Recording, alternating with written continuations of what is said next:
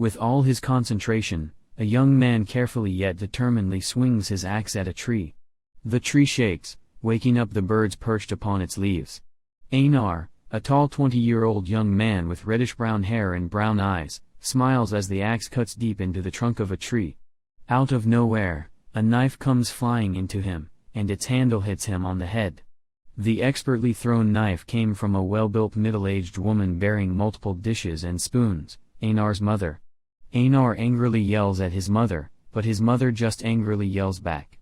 She asks him why he's trying to cut a tree down so near to their house when it might fall over and destroy their only dwelling. A young girl then comes near the two, bearing food, and asks Einar if he wants to be a woodcutter. The young girl is Loda, Einar's younger sister. Einar explains to the two that he is training for battle and proudly shows them how deep the axe he swung had cut into the tree. Unfortunately, his mother just snorts at him, telling him that he might be a big lad, but he'd be useless in battle. The three then head to the nearby table and prepare to take a break from their farm work and have lunch. During lunch, his mother asks Einar why he suddenly took up training again. Einar tells her that he just wants to protect their place. The past wars had ravaged their land, leaving nothing but ruins and ashes, but now they have finally rebuilt, and he won't let anything bad happen to their farm anymore. Einar was about to reminisce about his father's death when he was interrupted by his sister's scream of delight from the fresh milk. His sister and mother start gossiping about the milk, leaving Einar stewing in frustration. He tries to get their attention, but his mother just dissuades his fear of war.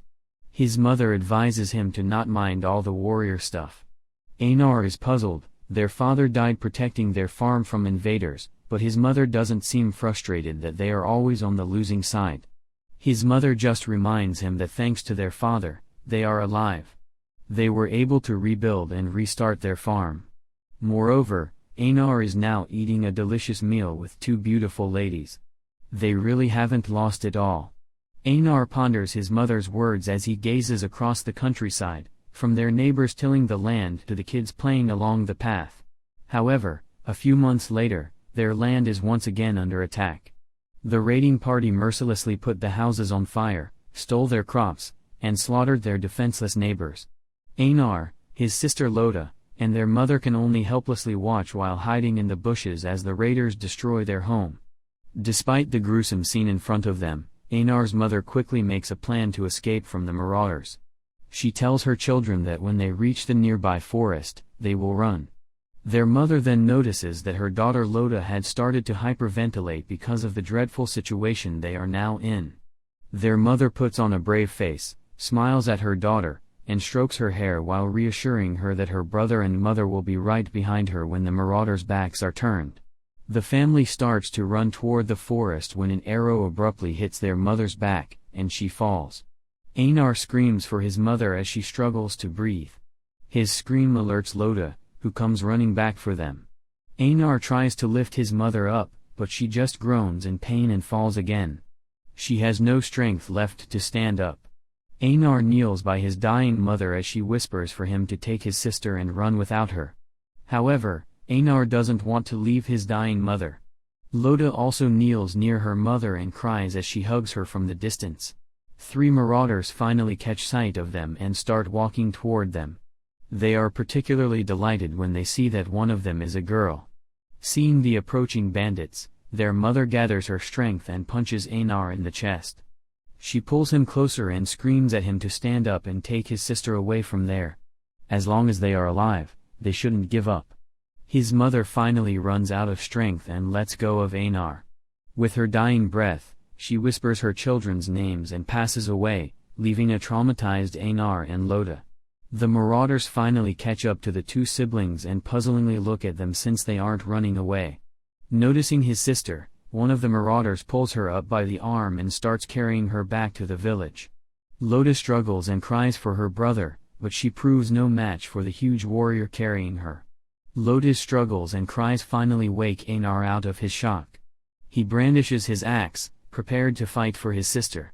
He tries to swing at them, but a simple hit to the face knocks him back, blood dripping out of his nose. Seeing her brother bleeding on the ground, Loda pulls one of her hair clips and jams it right into the back of the marauder carrying her. The marauder drops her to the ground, with Loda instantly glaring and shouting at the marauder. However, her voice is cut short when the marauder's axe slashes across her body, killing her instantly. The other raider starts scolding the guy for killing one of their prisoners, but they just decide to take Einar and sell him.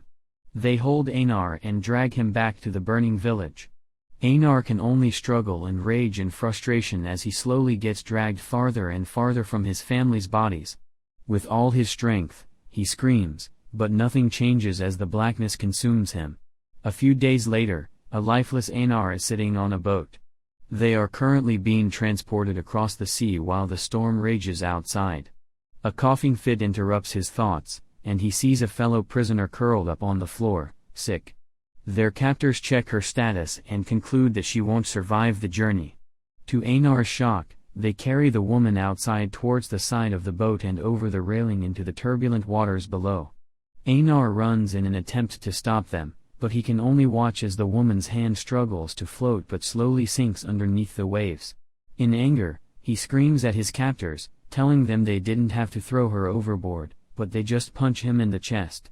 After confirming that the punch didn't get swollen, his captor then goes back to the other captives and starts passing blankets around. He forbids them from getting sick until they are rightfully bought as slaves. Outside, Einar watches the storm while contemplating his life. However, he remembers his mother's words about him needing to live and decides to survive.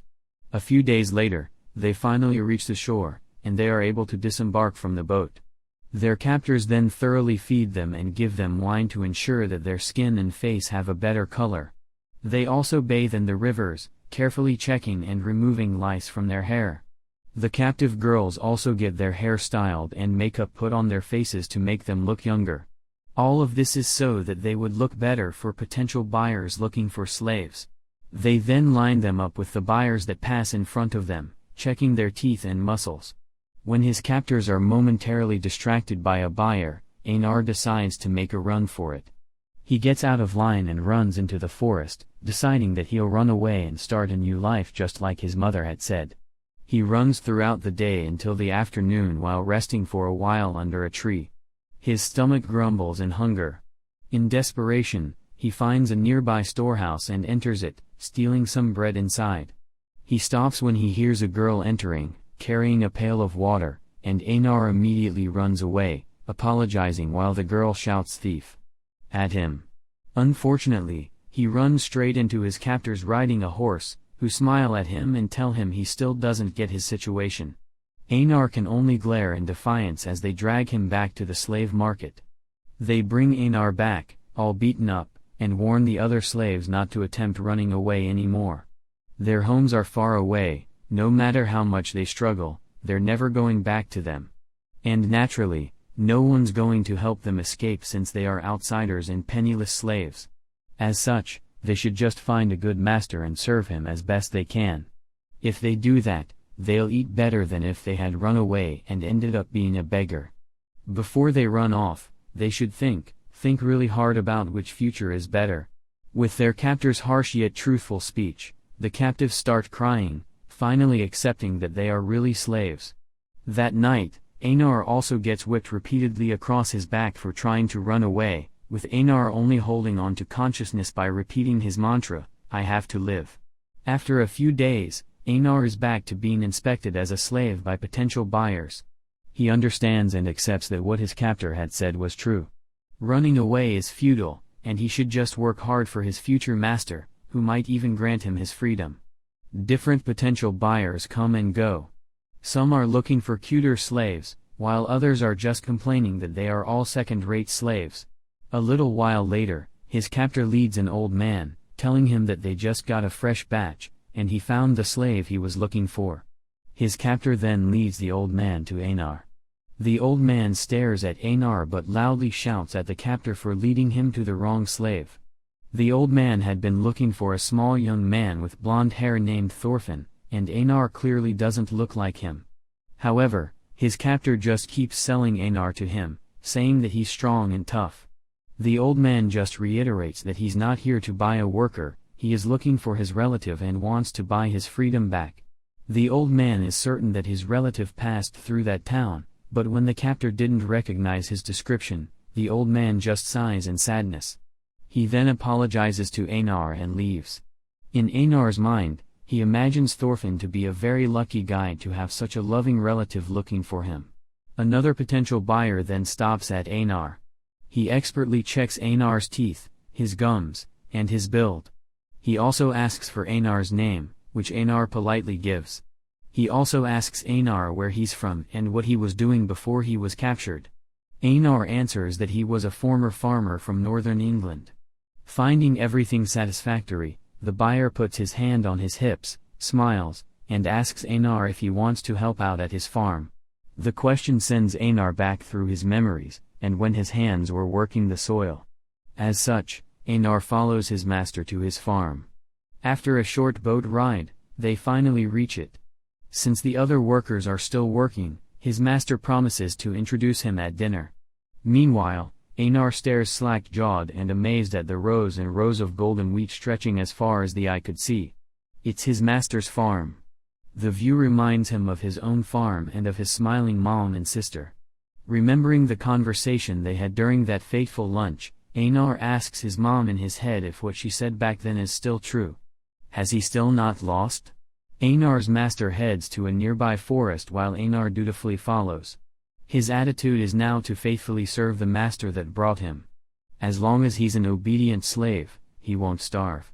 Meanwhile, when they reach the forest, Einar's master starts shouting into the woods for his other slave, Thorfinn. A small young boy with blonde hair exits the forest with an axe on his shoulders. Thus,